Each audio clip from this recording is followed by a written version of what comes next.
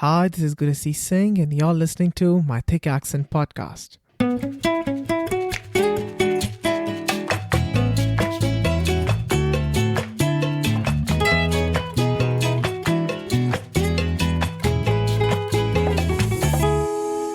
So, for the ones who are following the podcast, know that we shatter stereotypes and break the molds on this podcast, all that society has sold. We believe in the power of diverse voices and unique stories that challenge the status quo and leave us in awe. And today, we have the privilege of introducing a guest who embodies the spirit of breaking barriers and reaching new heights. She's a purpose driven leader with a wealth of global experience and a relentless drive to defy expectations. From the start, her journey has been nothing but ordinary. With a trailblazing career spanning progressive roles in digital cards, payments, and customer centricity, she has become a thoughtful leader in her field, consistently pushing boundaries and initiating groundbreaking initiatives. She moved across towns, cities, and countries and worked across geographies. And when it was time for her to make a life changing decision, she gave up a flourishing corporate career, changed strides, and immigrated to Canada all alone, with no family, no friends, and no social equity, just in pursuit of her dream and listening to the audacity of her hopes. Please welcome Shruti Awasthi. Thank you so much, Gurasis, for that phenomenal introduction. And trust me, I couldn't have done that better myself. So thank you so much. Awesome. Very great start to the episode. Thank you for saying that. So let me start by asking you, Shruti, tell me, what's that one habit that you have adopted that has changed your life? I think the answer lies in the question itself. Mm-hmm. I studied science for the most part of my life, and I Mm-hmm. would say adaptation to natural circumstances is the one ability that can really, really help you. Whether you move countries, you change careers, or you change your Yeah. role as a person while you take your adolescence and you move across your life stages, the ability to adapt and to survive well in circumstances will really, really keep you alive, I would say. 100%. I can't agree more. So I always ask my guests, to take us back to the time where you were born.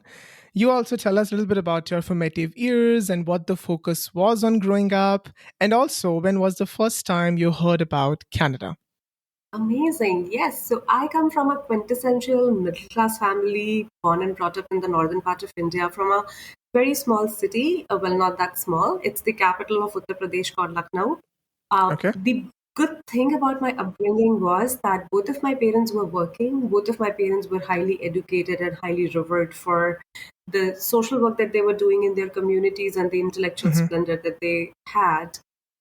But while I was growing up, there was always this conflict of what I wanted to be and what the larger society, minus my own family and my close friends, Mm-hmm. expected out of a woman, right? Yeah. So while I was growing up inside the four confines of the walls of the house, it was always like focus on your career, focus on your studies, you have to be financially independent. While as soon as I Mm-hmm. stepped out, the focus was, oh, you are a girl, so do you learn household chores? Do you know how to cook, how to clean, how to take care Yeah. of your brothers?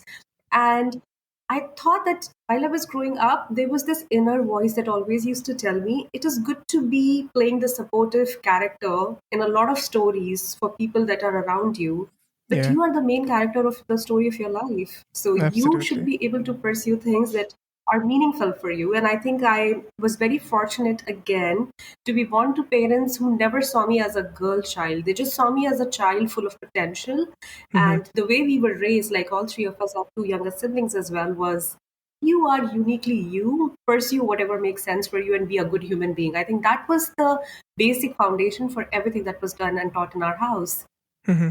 So I picked up a career. Like I said, I studied science for most part of my life. I graduated in biochemistry and bio honors, and then I decided to flip careers to MBA. Just in the pursuit of making money, because I think at that point in time, the situation of the house was my father was the only earning member. My mother had given up her career because of a few Mm-hmm. complications, and it was incumbent because when you aren't raised with the barrier of being the girl child, you immediately take responsibilities of, oh, who's going to be the next earning member of the family? How do I Yeah. contribute to the whole family income? and an MBA was the easiest choice. So I studied really, really hard. I went into IMT Ghaziabad and landed a good corporate career with GE. And I Hmm. think it was with GE for the first time when I got the opportunity to move countries, is when I started looking at the world map and the whole idea of, okay, somebody like me and from my own humble beginnings and background can Yeah. really make a career abroad. I think that's when the first time the whole thing about Canada, about Europe, about Northern America really started surfacing as a part of my life. Hmm. And you talked about, how you were asked to fit in that societal norms of how a girl should be. Is that why you call yourself the black sheep of the family? I would say so, yes, because even till today, like there was this, given that it's my fifth career, it's my fifth country where I'm working, right? And I've Yeah. switched careers and I have this ability and I've proven myself time and time again in different professional roles and different personal roles as well. The first question that my relatives still ask me is, oh, have you learned cooking? Like, who cooks when you're working all the time in Canada? Yeah. Or who is managing the house? Like, the questions never changed, even though so much in the world has changed around me. So, in an interview, you also mentioned that when you were younger, you were in your high school, you have your parents as your mentor, you have your teachers, and sometimes, your teachers help you sometimes find your calling. But when you graduate, you go out of your college and then you actually lack of people who can mentor you. But I want to ask you that what did you do in that situation? If somebody who's listening to that might be into the similar situation, and who did you turn to for those questions? Oh, that's an awesome question. And there are so many layers to it. And you rightfully hit the nail on the head when you said, when we are growing up, we have a whole support system because that's the way the Indian society is constructed. But Yeah. the moment you step out of college, people suddenly assume that you should know what you want to do, where you are at, and what is your future going to look like. And let me tell you, 15 years into the workforce, I still don't know where it is going to end, right? It is so difficult to predict your Yeah. own future, forget alone understanding things. And so, yes, I would say finding a tribe of people who might not have the right answers, but can help you frame the right questions. Being Hmm. curious and being able to experiment with a lot of different things and being that relentless pursuit of not settling in has really helped me in my career. So Hmm. I might not be surrounded by people who can give me advice because let me tell you, both of my parents were into government positions. I was the Okay. first one who wanted to have career in the private sector. And so there was nobody who could give me advice on how to ask for a promotion because that is not the way it works in the government sector, right? You write a Yeah. bunch of exams and you're promoted basis your maturity, basis your tenure with the organization. In the private sector, it's all about spotting the opportunity, spotting the talent, finding mentors, finding sponsors, right? So it was a whole Hmm. different ball game. And especially when you move countries, you lose your social equity, you lose the social safety net that you've created for yourself. So Yeah. I think every time I move and step into a new role or a new country, it's finding like-minded people who have been through the same journey as yourself, but people Absolutely. who are not bitter by those experiences but are trying to better themselves. And when you Hmm. surround yourself with people like that, the conversation itself changes into one from being a victim of all of this rather than the one where you want to be the change maker and you want to make lives of others better. And that has been super helpful for me all the time. And like you said, those people might not give you the answers, but they would help you frame the right questions. And I think I'm a big believer of this, and I've said this so many times in the podcast. It's not about having the right answers; it's about asking the right questions. That's what matters. Yeah. Exactly. And I think, again, one thing which is a cultural conditioning, especially in Southeast Asia, is Yeah. don't ask too many questions, right? Like if when you are in doubt, you just somehow magically should find the answer and don't Yeah. have difficult conversations with people. I think I would like to challenge that notion. I believe that unless and until you ask uncomfortable questions, the situation will never be comfortable enough for you to grow. Yeah. Hmm. And like how in India they all whenever those questions come their way, they always say our parents sometimes say that ऐसा ही होता है, ऐसे ही होता आ रहा है. This is how it has been all these years. This is how it's going to be. But I think we millennials, I think especially I think we have got exposed to the world, so much of the world because of the internet, that we keep on questioning these norms and beliefs that were instilled in us growing up. And those are not liked by every person who is around us. You're so right. I think, again, taking in something from my training as a science student, Yeah. there are two concepts. The first one that we already talked about is Darwin's theory of sustainability, right? And Yeah. adaptability. That is when you are able to adapt continuously to be able to ensure that you are growing, and you are not only growing, you're actually thriving. And the Yeah. second is this whole concept of escape velocity. For all of us who have studied science, we know that Earth has a certain gravity, right? So, Hmm. for anybody to pull through a rocket throughout and across the Earth's atmosphere, you need a force that is stronger than gravity. I And like that that. force is called Yes. escape velocity. And I Hmm. think the whole idea of reinventing yourself, the whole idea of replanting yourself in different parts of the world is around escape velocity. And escape velocity is nothing but actually the ability to challenge conventional thoughts, ideas, and beliefs that are not wrong. They're not wrongly intentioned, right? Hmm. But will never help you grow to become the best potential that you can be. Hmm. And so, how uncomfortable are you in your current environment to be able to say, hey, mom and dad, I know that you love me and you're coming in from a place of wanting security for me. But what if security is not something that is meaningful? Am I Yeah. able to challenge that? Hmm. Without hurting people around yourself, there is so much of it that you can do if only you're able to express what is it that you want. Yeah. I think you have articulated it perfectly, Shruti. And I love that. It kind of reminds me of my story a little bit because I'm also the first one in my family who uh, did not even touch the family business. And I'm also the first one who got into the journalism and mass comm field. And nobody in my family has ever heard about that before. And then coming to Canada and doing advertising and marketing were also very new for everybody. So I completely understand what you meant there. So, yeah. And I'm so glad that you did, right? Yeah. Because if you hadn't come to this part of the world, we would never be talking today about so many issues that are so prevalent. So I'm so Yeah. glad that you did what you did. Absolutely. I always say that I am so glad I made the decision and I'm definitely a better version of myself, what I was like maybe 5 years ago. And that's what you need in your life to do consistent growth and improvement. And so I also asked you, when was the first time you heard about Canada growing up? So I actually did read about Canada as a country. Like when you look at the globe, you know where Canada Yeah. is. And every time I would look at it and I would always think in my head, oh my God, that's going to be a freezing point, right? Like Mm. that place is nothing less than a freezer. But I would flip the question to the point where the first time I started thinking about exploring Canada, I think this was somewhere around 2015, 2016. I Hmm. had already done favorable stints across India, Thailand, Singapore. Hmm. And by then, I was like, okay, so coming back to India is not really an option. While I was at Singapore finishing off my project with GE, and I was like, where else can I go? And that is when one of my very close friends, she moved to the US to study aeronautical engineering at Northwestern. And I was like, okay, I don't have that kind of money again. But where is it that I can actually move without having to invest half of my parents' life savings and can still have a meaningful employment? And that's when that was the first time I actually looked at Canada as a potential option. You said that India is not a viable option to come back to. Why did you say that?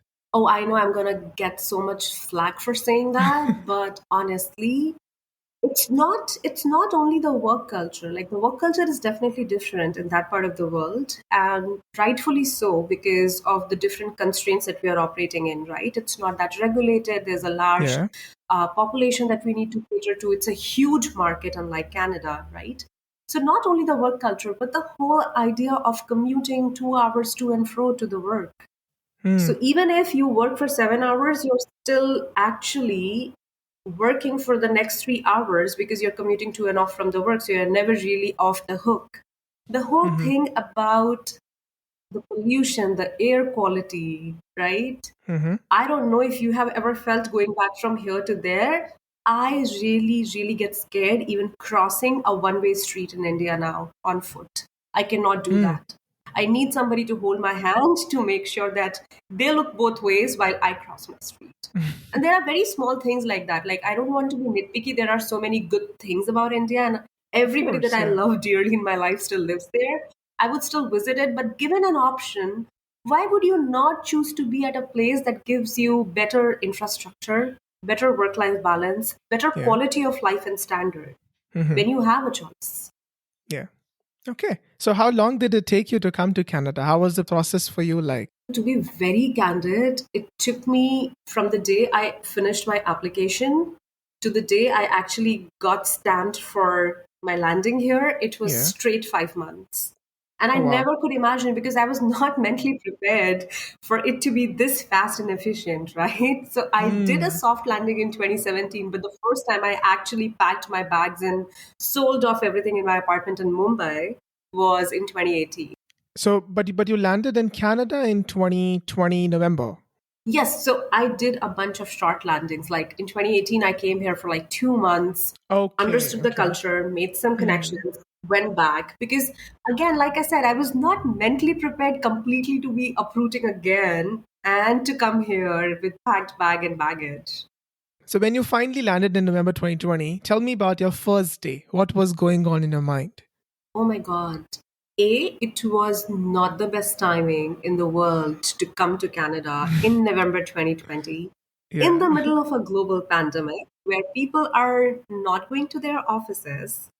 They don't know what is happening to their roles and their profiles in the organization. And here you are, a completely newcomer, knocking their doors, aka LinkedIn or their Yeah. Gmail, or just reaching out to people randomly for a coffee chat. Like, there was Hmm.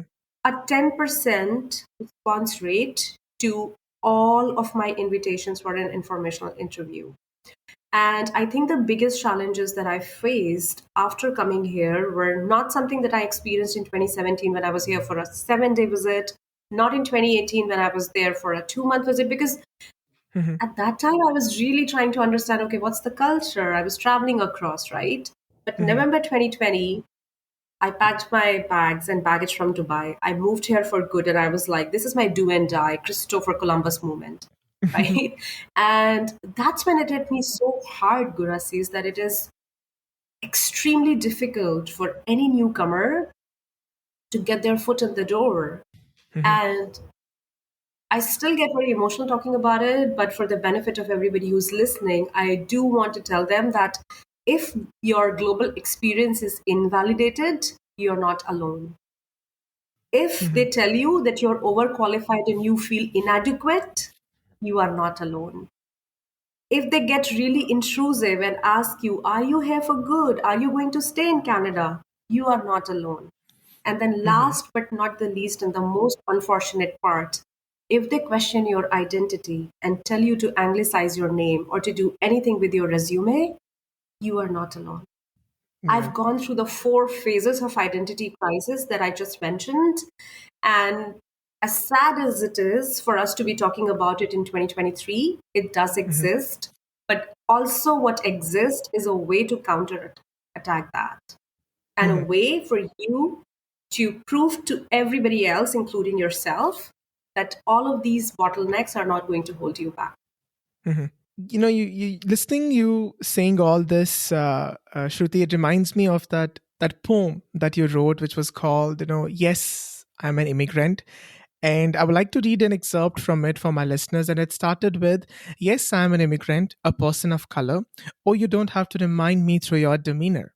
A person who thought of building a home away from home in a place where my spirits could live high and free to roam. My skin looks different and so is my accent. Is that enough to cause so much dissent?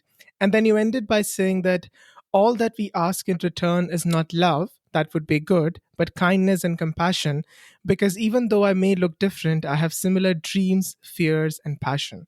And Shruti, when I read it, I absolutely loved it. And we did talk, briefly about the anecdotes that how immigrants are perceived in this new world. I want to tell us more about some of those anecdotes if you have, and also the story behind this poem. Oh, for sure. So, like you rightfully mentioned, I actually wrote that about a year ago. Yeah. But The seeds of writing that poem were sown when I was reaching out to a lot of recruiters. And this is again way back in December 2020. I'm a newly landed immigrant, zero social equity, just trying to prove to others that there is a vast knowledge of global experience that I carry, and that would be Yeah. really helpful, just given where our current ecosystem around financial services lie in this country today. And I was reaching out to recruiters, and there's this really reputed one, and I was not getting through even the first stage. You know how when you apply to a role, it Yeah. is read by ATS, Yeah. and I was not even getting shortlisted for roles like an associate product manager or a product manager, Hmm. just given how starkly different it is. Because in my previous position, I was like associate vice president, product head, right? So Wow. for me to Yeah. even apply for these roles was a compromise in itself. And to add insult to injury, imagine that you're not even getting shortlisted for those roles. So I reached out to this recruiter, and he was very candid, I would say, in telling me that, Shruti, I think the one thing that we could try on is if you are able to anglicize your name, we should be sending those applications in and just look at the response. Hmm. As insulting as that was, I was like, okay, let me do it as a social experiment. And I told him, Yeah. I said, my name is my identity, because I don't know how do people take or keep kids' names in this part of the world. In the part of the world and the culture that I come from, your name is associated with a meaning. And that Yeah. meaning is really, really important to your parents. So they name us after either somebody that they look up to, live up to, or the name has some cosmic vibration that is really meaningful for them. So I'm not going to change my name, but just for the sake of this experiment, let's do this. And I applied for 4 product manager positions, and I got interview calls for all of them just by anglicizing my first name. No way. I don't believe that. And I was like, wow, this is so not fair. And the second thing what happened was I took it a step further, and I actually went and interviewed for those roles. And as we don't talk about microaggressions and subconscious bias so much, Gurasis, you wouldn't believe at the end of my interviews, more often than not, people would say, well, your English is really, really good. We didn't expect it. And I was like, what the Yeah. hell did you expect? Yeah. I come from a country where we study English from day one, like you do. So I don't know Yeah. what your expectation was. Hmm. So that was what the laying foundation for this poem was. The other reason why I wrote this poem was exactly a year ago. I was assigned and nominated and elected as the co chair for an employee network within CIBC Hmm. that highlights causes associated with international professionals who migrate to Canada. It's called International Professional Network. And that was the day I actually took reign as a co-chair along with my awesome co-chair Dhaval Vedia. And that was the day I decided I'll write this poem as my introductory note to the 3,000 Hmm. member base that we have within CIPC. Hmm. No, I think it's beautiful. When I read that, I was like, okay, this is resonating with me and it's going to resonate with every immigrant that comes to this country. And so you did talk about the things that you actually held your ground to, but there must be things, Shruti, where, and I also read that in one of your posts, you said that I unlearned, relearned, and sharpened the saw. What did you mean by that? Oh, so yes, I would say as much as we like to talk about things like invalidation, inadequacy of your professional experience, identity crisis, there are things that you need to learn when you move to a different country, right? There's an Hmm. old saying that do as Romans do when you're in Rome. So when you do decide and you consciously choose to move to a different part of the world, we ask, and I personally think it's easier for you if you try to understand their culture and the place that they are coming from. Yeah, Not everybody is coming from a place of ill intention, not everybody is trying to hook you down. absolutely. So Yeah. just opening ourselves to understanding the culture of the place that we are intentionally choosing to, and then also educating others on your own culture can actually help to bridge the biases that we face in our workplace or in our social lives today. And Hmm. that's what exactly I meant. Like, you have to unlearn a few things that are culturally okay for you. You have to relearn a few things that you want to reinforce, and then you have to completely learn something new to be able to survive and thrive in a new atmosphere. So, are there any new cuisines that you tried for the first time here in Canada? Oh, so much. Like Canada is almost like New York. It's like a melting pot of cosmopolitan culture. I think the first time I ever tried Eastern African food, if you have not tried, you're missing something big in life. Just saying it out Hmm. there. You should try Eastern African food. You should try the food from south of France, which I was like, okay, I've eaten in French restaurants, and they said, no, it's Yeah. nothing like the food that they serve in south of France, which is French Riviera. So I've tried that cuisine. I've also tried Ghanaian cuisine, and it is Hmm. almost similar to Indian, but it Yeah. has its own unique flavors. So a lot of that, yes. Hmm. Hmm. Yeah, I think okay, I think I'm gonna add that to my list for sure. Next one would be the African food. Yeah. Just coming back to our topics earlier, we were talking about, the migration and pursuing dreams in a new country can be daunting, like we spoke about. Can you share like some lessons or any like maybe your top three lessons you learned along your journey that could inspire and empower others that who might be going through the similar transitions of coming to Canada and having this tons of experience and not getting recognized for all that you have done? Perfect, for sure. So my first lesson is you are uniquely yourself. Mhm. Unless and until you celebrate yourself and you stick to who you are, people will not be able to give you the respect that you deserve.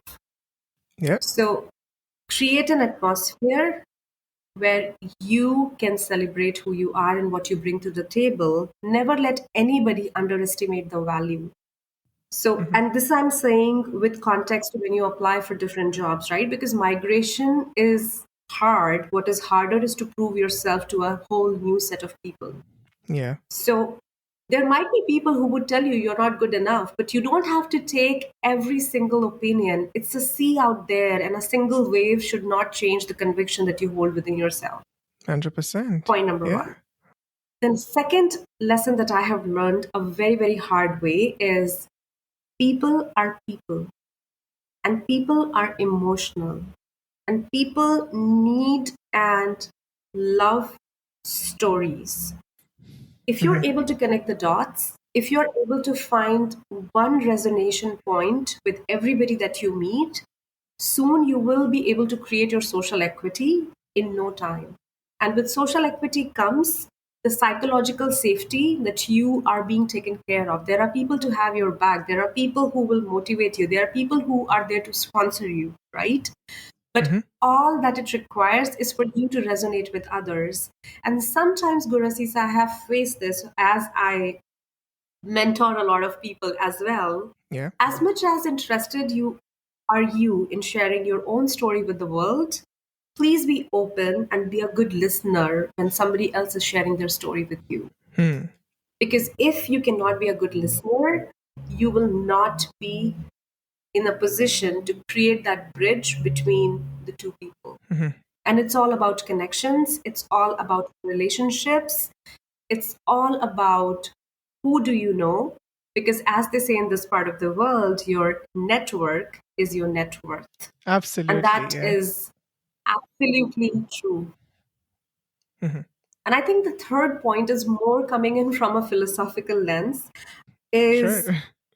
everything that is happening in your life, you even if something is not making sense today, life is not supposed to make sense when you're moving forward. Life is Mhm. always making sense when you look back and you're able to connect the dots. Mhm.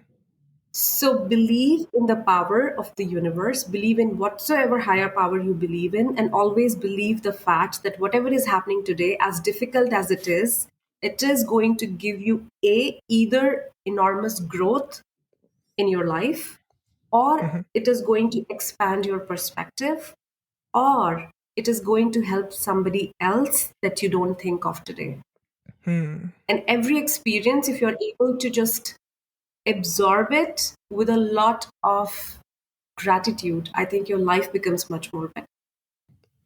Love that. And just to sum it up for my audience listeners, I would say the first is you are your unique self.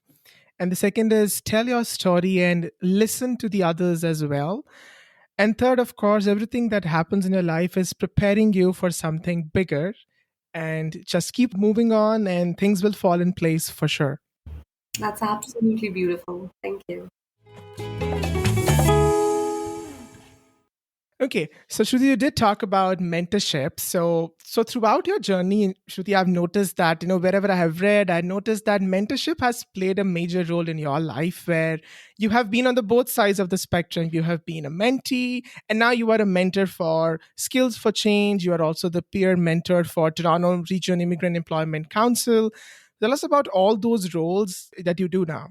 Oh, absolutely. And I think it is my honor and privilege to validate the good work that all of these different organizations are doing for newcomers, and more so for people who need support as they try to make Canada their home. Mm-hmm. So I am a big believer in giving back to the community. I'm a big believer in inclusive leadership and paying it forward. And Mm-hmm. as leaders in whatever capacity we are today, Gurasi, it's like you don't need to be a vice president to become a leader. You can be a Yeah. leader because you're thinking like a leader and you're trying to grow others, right? It's all Mm-hmm. about the mindset. I think our role as leaders and as somebody who is now fairly established in this new part of the world is to make sure that whosoever is coming after us is not able to face the same challenges that we did, is able to Mm-hmm. lead a better life than we did. And that can only happen if we extend our arm to the person who is trying to climb the huge mountain called immigration today. Yeah. And so, with whatever time that is left out of my day job and my hobbies, I do make sure that I at least mentor two people every month.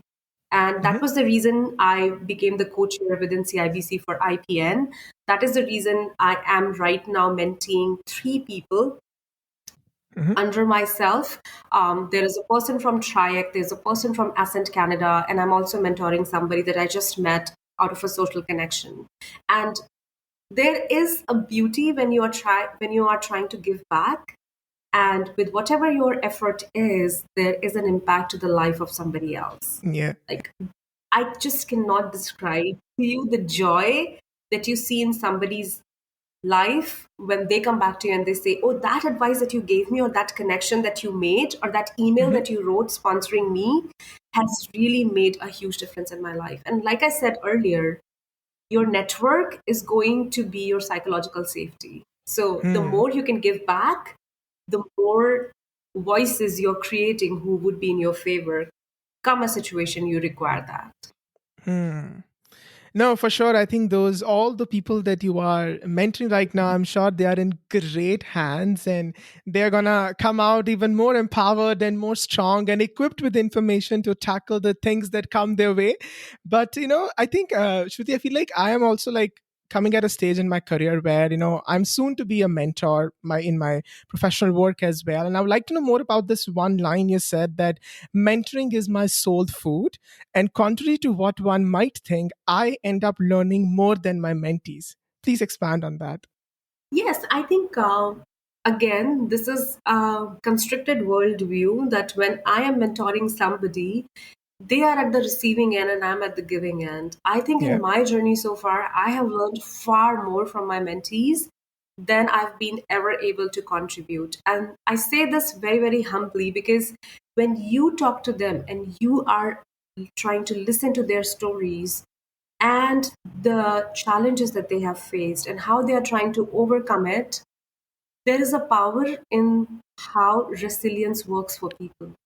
There is a Hmm. power in which you can identify in others people's stories ideas and skills and thoughts and perspectives that no one person can think all by themselves. So Hmm. every time I mentor somebody, I am getting enriched because they are sharing their experiences with me. They are sharing their perspectives, their thoughts, their dreams, their passions, their desires with me.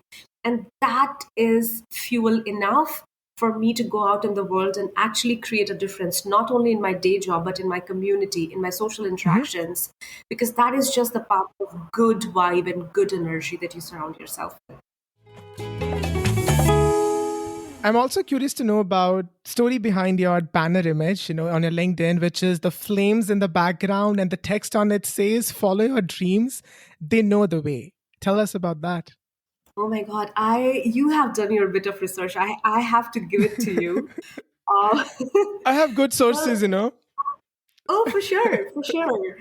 That was my background for the longest time in my bedroom wall as well. Oh, So wow. follow your dreams, they know the way is something that my mother always used to say this to me, and I think what a better day than today, being Mother's Day, Of course, yeah.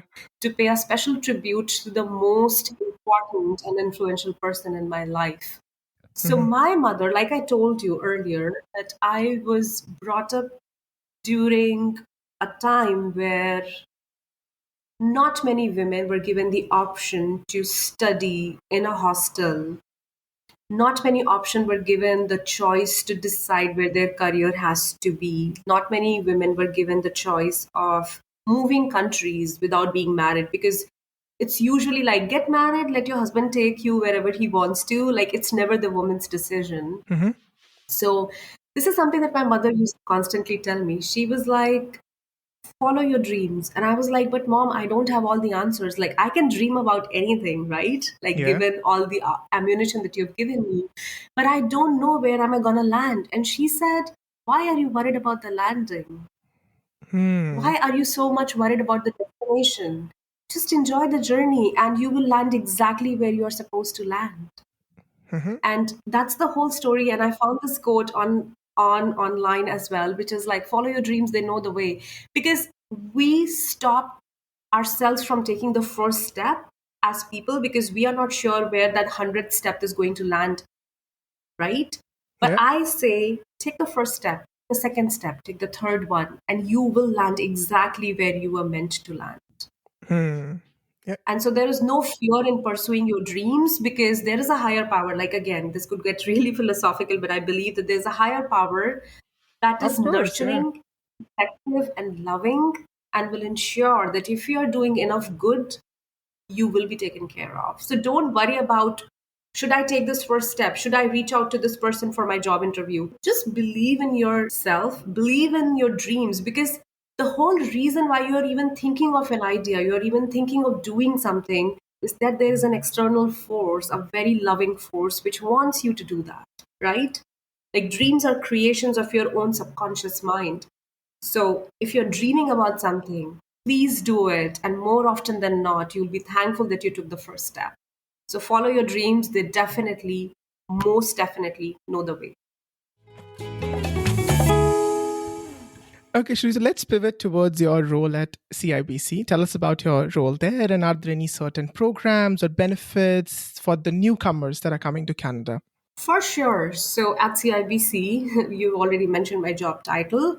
I'm the Director for Open Banking Strategy. Now, open banking is a new phenomena in banking across the globe. And there are markets that are ahead of us. So when I talk about markets like UK, European Union, Australia, Brazil, India, Hmm. we have seen the first wave of open banking.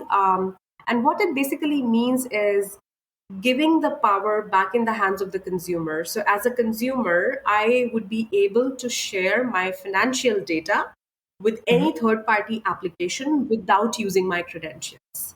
So that's the technological definition of open banking. Um, Interesting. how my role is so unique in itself is because it's an enterprise wide program. I not only deal with my team on a day to day basis, I actually talk to every other team in the bank, whether that's technology operations, that's risk, fraud, vendor management, procurement, outsourcing, frontline, branches, call centers, Hmm. the central strategy team, the product teams, the lines of businesses, the client strategy team.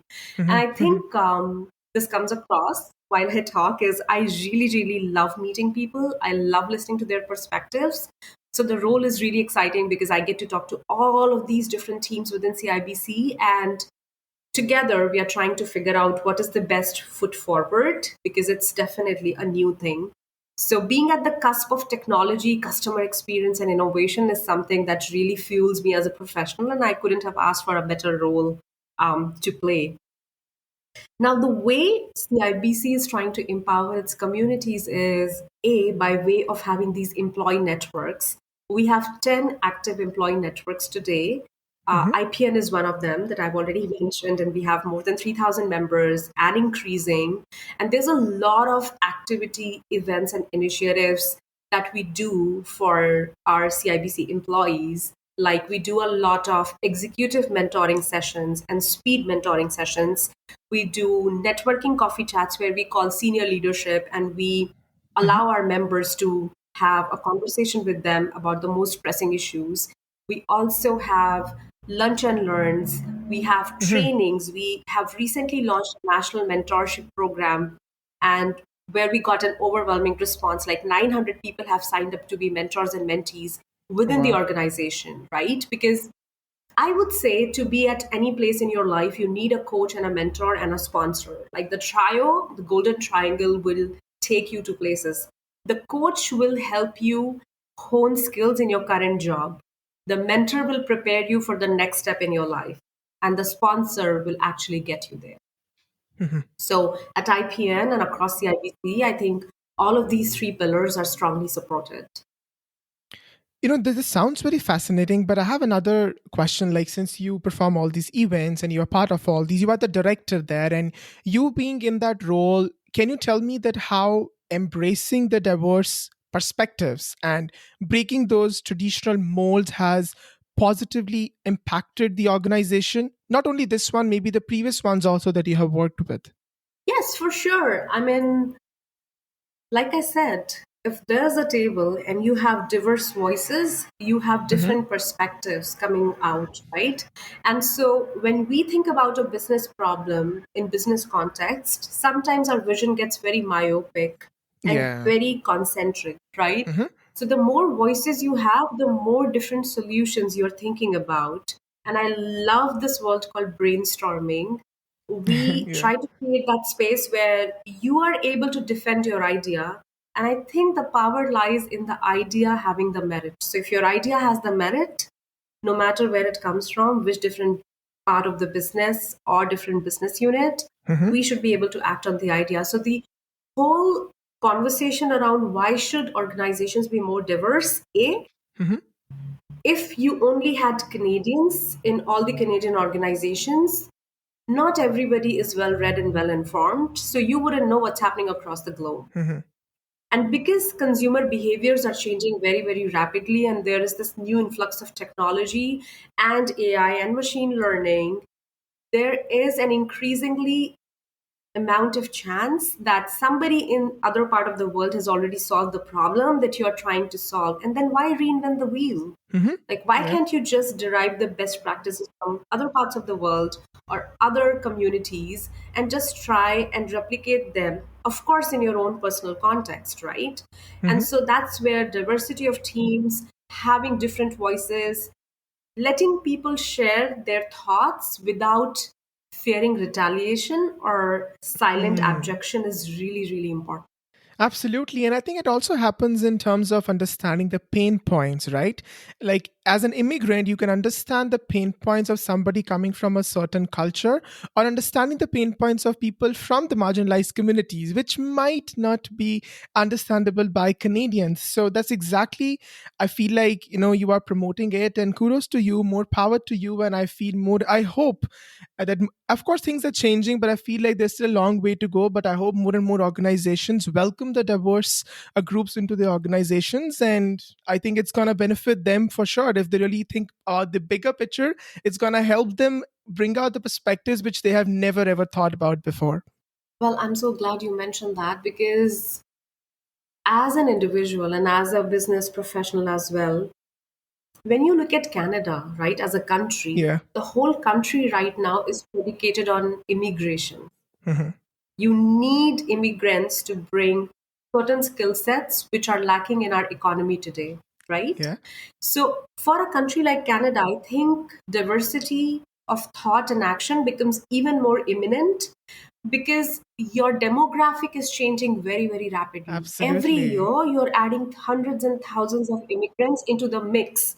So the consumer behaviors are also getting more and more complex, and they are getting skewed.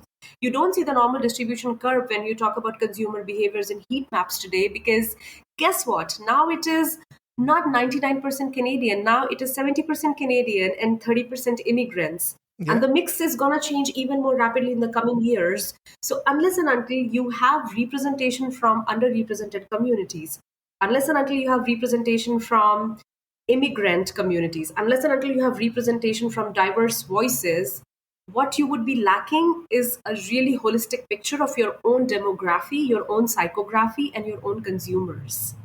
Yeah. And that is not good for any business, right? Yes, yes, absolutely. I was having speaking to somebody on the podcast, and an episode is coming out soon. And she was saying that when she worked like for a decade for the marginalized communities, and for providing resources and some toolkits to them when they come to Canada. And she was telling me that when they were preparing a website, like a healthcare website for Calgary 101, they were working on something. And she said the language that was written on the website was so complex that yes, it was English, but it still would not be understood by somebody who speaks Indian English. And she was telling me that she fought to make sure that language is simple enough so that it can be understood by the immigrants who are coming to Canada. And if she would have not said that, the people who would be coming to the country would be so lost and would be completely alien about the language or the services that was provided by that certain organization. So these tiny, tiny examples are so necessary. And these are tiny, but yet make a huge impact for the survival of somebody who's coming to the country for the first time.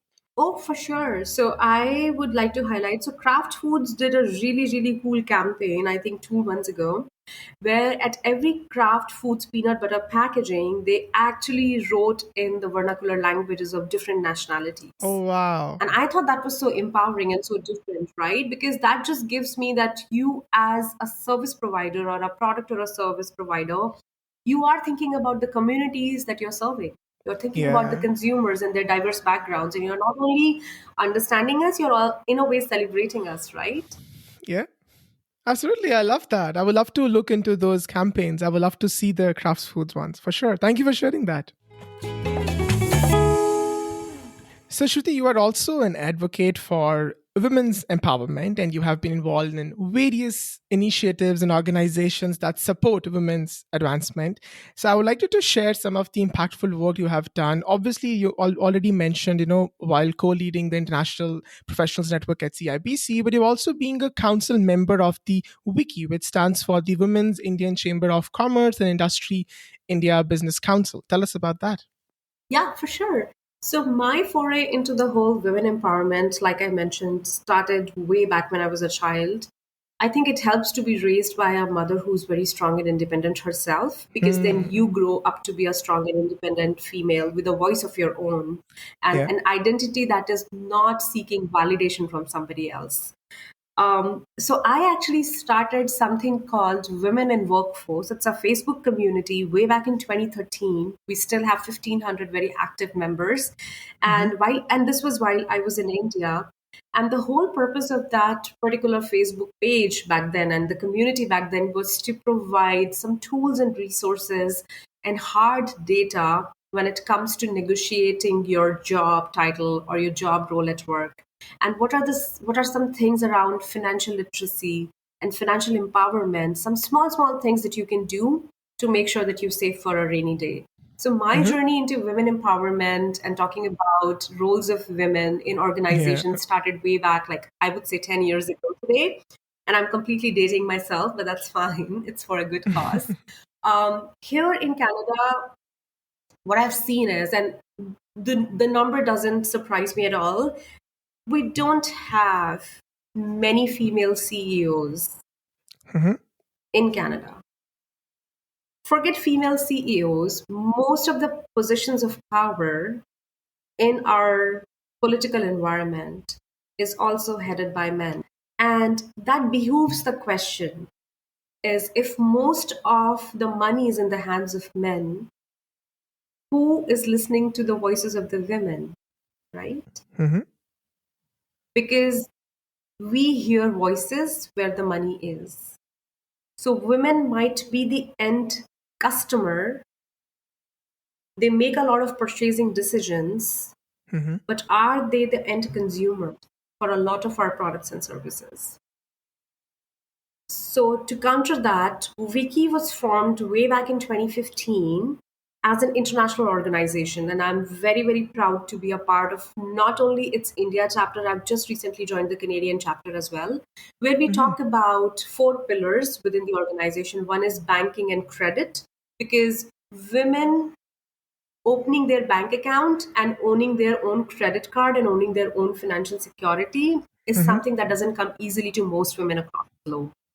The second pillar is around partnerships. How can we partner with various organizations who are working on it, like Google Foundation Yeah. and Microsoft Foundation, and really cater to women who are not in active employment today? Because of COVID, because of their personal situation, things could be so many, right?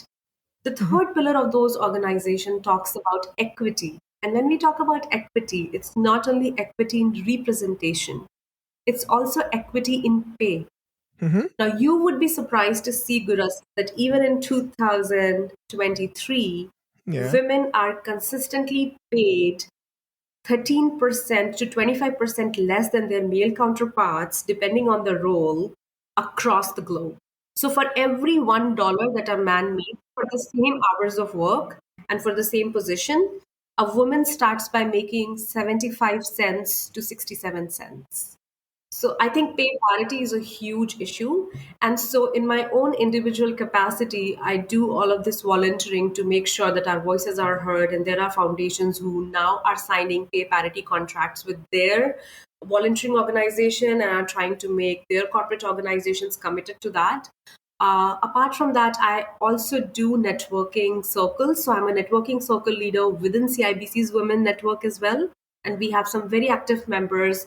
And our role is to create awareness around such topics within our leadership, within the bank, within the whole ecosystem, and to make sure that more and more women come to the table. Because when we talk about representation and diversity, you cannot be ignoring 50% of the world population. Like, if there's one thing where your diversity, inclusion, and representation starts, it starts by having more women at the table, Mm-hmm. women with voices, and women who don't back down.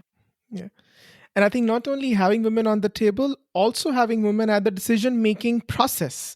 Like yourself, somebody who is a director who has the power to make that decision and making sure that everybody is paid equally, everybody is heard, and everybody is considered when making a decision. So I love that. Sounds incredible what you have been doing, Shruti. And if any of our listeners would like to connect with you or join your mission, where they can reach out to you. Oh, for sure. So I'm very much accessible on my LinkedIn. So please reach out to me on LinkedIn. You can email me on the email ID on my LinkedIn profile if you want to keep Mm-hmm. it like between us. You can also inbox me on my LinkedIn page, or else you can reach me out through my CIBC Foundation work. So I'm also listed there as a leader. So yeah, there are so many ways you can reach out to me. Or you can reach out to any of the organizations that I work with, like Ascent Canada, Triac, Skills for Change, and I'm sure that they will reach out to me in return. So, to all my listeners, links to contact Shruti can be found in the show notes. Okay, Shruti, so now we're in the final segment of the podcast. I call it Beneath the Accent because we are knowing each other beneath the accent. So, I'm going to ask you a couple of questions. You can answer them in one word or a sentence or however you feel like. The idea is just to know more about Shruti. So, are you ready? Yes, please. You are getting me more nervous than the coffee with Karan. What do they call it? The rapid fire show. So, first is what advice would you give to Shruti, who is in the initial months of landing in Canada? Don't change your name. You will be remembered by your name. So, what's the best piece of advice someone ever gave you? Never give up on your dreams. Is there any worst advice someone ever gave you apart from changing your name? Follow whatever your leader says. Never question your leader. Couldn't be Okay. far from wrong. Is there something you recently buy and you now regret? No, not really. I'm a minimalist. So, what's the most expensive thing you would like to own? The most expensive thing I would like to own would be a private jet because I'm a traveler at heart. And that would just help me, That would just help me travel the globe and not have to worry about booking tickets and going to the airport and waiting when your flight is canceled. Like, my life would be so much better. But I just don't have the money. So if any of the listeners wants to donate, I'm happy to start a GoFundMe page. Okay. So what's the most expensive thing you currently own according to you? I actually own my mom's necklace, and I think that's most expensive in terms of the value that it holds for me. Okay. Okay, that was a savory answer. Now tell me what's the most expensive thing you own? Well, the most expensive thing I actually own is a diamond necklace that my dad gifted me. So name 3 things on your bucket list. The first thing on my bucket list is to start all women side hustle, foundation business. I'm still trying to think what it would be.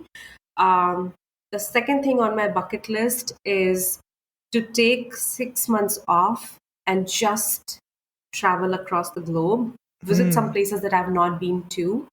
And the third thing on my bucket list is to actually stand up for city councilmen or some of those elections in my own small way to be able to create a difference, because I think that's a really good platform that I would like to understand more about. Okay, very, very interesting. Okay. So who's your go-to person when you feel stuck? My mom. So are there any movies, Shruti, that you like to watch again and again? Oh, yes. So there is typically Hindi movies I would mention, because of course everybody loves Hollywood, but I'm a desi at heart. So am I. I have grown up watching this movie, and I would tell you, Gurasis, every time that I am low and down, Mm-hmm. these two movies not only motivate me but also perk me up. So there is this movie called Jo Jeeta Wahi Sikandar. It's based on a cycle Yes. race. Yeah. It's a very old movie. That's my go-to movie when I'm lacking motivation and inspiration in life. Okay. The second movie that I really watch when I'm down and I'm blue is Andaz Apna Apna. Okay. And the third movie that I would want every woman to watch is Queen by Kangana Ranaut, because that shows you the power that even a simple girl holds when she decides what she wants in life. Okay. I have watched all 3 and I personally love them as well. Oh, amazing. We have similar things. Are there any movies or series that you're currently watching? I'm actually watching The Golden Girls. It's late 1980s sitcom Yeah.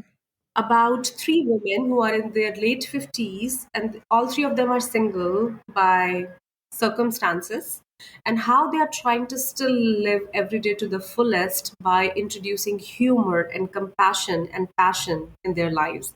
And I think this is really inspiring for me. So if you could have one superpower, what would it be? To be able to read people's mind, because people lie. People have become really good liars. I would love a window to their soul. Okay. So describe Canada in one word or a sentence. A melting pot of cultures that can still be more inclusive. Okay. And finally, if you could leave me with one piece of advice, what would it be? Please continue doing what you're doing. You have no idea how many lives it is going to positively impact. Perfect. Thank you. Thank you, Shruti. Thank you so much for being on the podcast and adding value to my listeners. Thank you. Well, the honor and privilege has absolutely been mine, because I've been able to validate what hundreds and thousands of newcomers experience. So thank you so much for thinking of me. Hey, listener, thank you for making it to the end. I highly, highly appreciate you listening the podcast. Subscribe to the podcast if you haven't as yet, and please share with your friends or anybody you think would like it. And like I always say, we encourage you to follow your heart, but also us on Instagram. The handle is mythicaccent. You can also leave us a review or write to us at hello@mythicaccent.com. So stay tuned and let's continue knowing each other beneath the accent.